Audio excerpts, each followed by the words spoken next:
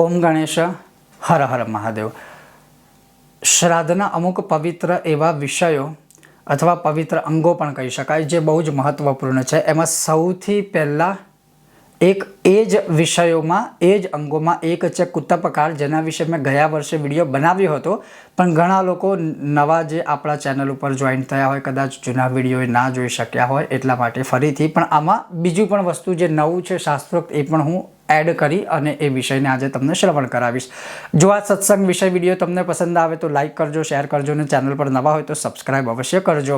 હવે શ્રાદ્ધની અંદર આ 15 દિવસોમાં જે મહત્વપૂર્ણ અંગો છે, જે પુણ્યદાયી છે, પવિત્ર છે અને પિતૃઓને ખુશ કરનારા છે. એક, ઘરમાં દીકરીના છોકરાને કે છોકરીને જમાડવી, એટલે કે આપણે ઘરમાં ભાણો કે ભાણી, ભાણિયા કે ભાણિયો, એ લોકોને બેસાડીને જમાડવા. આપણી શક્તિ સ્થિતિ પ્રમાણે એમને વસ્ત્ર, અલંકાર, શૃંગાર, જે તમારી પરિસ્થિતિ હોય એ પરિસ્થિતિ પ્રમાણે એમને તમારે જમાડ્યા પછી જે આપવું હોય એ આપી શકાય. ને આપણે જાણીએ છીએ 100 બ્રહ્મદેવ બરાબર એક ભાણો કે 100 બ્રહ્મદેવ બરાબર એક ભાણી થાય. તો આ તમે આ 15 દિવસમાં કરી શકો. અને એવું નથી આ 15 દિવસ માટે એ ખાલી મહત્વપૂર્ણ છે, બાકીના દિવસોમાં પણ છે, પણ આ 15 દિવસમાં પિતૃઓને ખુશ કરવા માટે આ સૌથી શ્રેષ્ઠ અને ઉત્તમ છે. બીજા નંબરમાં જે બીજું અંગ છે એ કુતપ વેળા છે, જેના વિશે આપણે છેલ્લે વાત કરીએ. બીજા નંબરની અંદર છે સફેદ કે કાળા તલ, એનું દાન કરવું.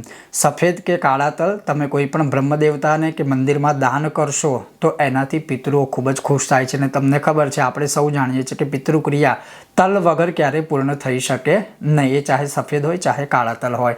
તો એ તલનું દાન આદિ કરવું એ ઉત્તમ છે.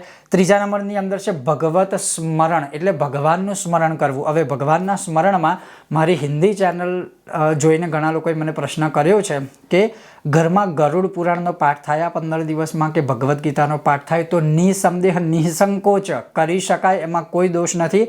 ગરુડ પુરાણનો પાઠ કરવો એમાં આ પિતૃપક્ષમાં એ તો પિતૃઓને મોક્ષ આપનાર છે. ભગવદ્ ગીતાનો પાઠ કરવો એ તો ભગવાનની ભક્તિ વધારનારું છે. એટલે ભગવત સ્મરણ કરવું આ એક અંગ છે. એના પછીનું જે સૌથી મહત્વપૂર્ણ છેલ્લું અંગ છે અને એ અંગ છે ચાંદીના પાત્રનું દાન અથવા તો ચાંદીથી બનેલી કોઈ પણ વસ્તુનું દાન. એ ચાહે તમે તમારા ગોર બાપાને આપો, ચાહે તો તમે કોઈ મંદિરમાં આપો, ચાહે તો તમે તમારા ભાણા કે ભાણીને પણ આપી શકો. હવે તમે સશક્ત ના હોય તો ચાંદી એકલાની કોઈ વસ્તુ ના આપવી હોય તો એમાં તાંબુ કે પિત્તળ મિશ્રિત કોઈ વસ્તુ એવી બનેલી હોય તો એનું પણ તમે દાન કરી શકો છો. એવું નથી કે ચાંદીની જ આપવી, પણ આ વસ્તુ જે છે એ બધું પિતૃઓને ખુશ કરવા વાળું છે.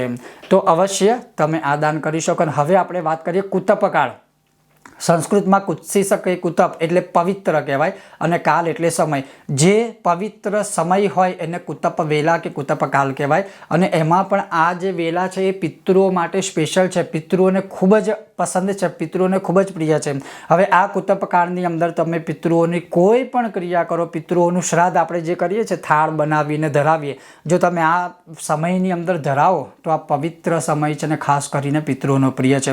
તમે બીજું કોઈ તર્પણ આદિ કરાવતા હોય તો ભલે કાં તો તર્પણ વહેલું શરૂ થાય પણ એની પૂર્ણાહુતિ એટલે તર્પણ આ સમયમાં પૂરું થાય, અથવા આ જ સમયમાં જેવો આ કાળ હું તમને સમય બતાવું એ સમયમાં તમે તર્પણની શરૂઆત કરો અને પછી ભલે મોડું પૂર્ણ થાય પણ આ સમય કવર થાય એ રીતે આનો પ્રયોગ કરવો, જેનું નામ છે કુતપકાળ. અને એક કુતપકાળ રોજ 11:36 સવારે શરૂ થાય અને બપોરના 12:24 પૂર્ણ થાય. આ કુતપ વેળા છે. એ કુતપ વેળામાં તમે પિતૃસ્તોત્ર, વિષ્ણુ સહસ્ત્ર આદિના પાઠ પણ કરો તો એ અદ્ભુત ફળ આપનાર છે.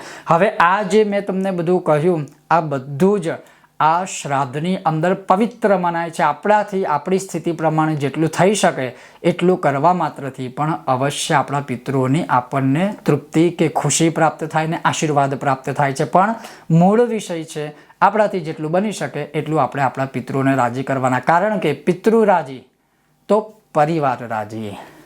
ઓમ ગણેશ.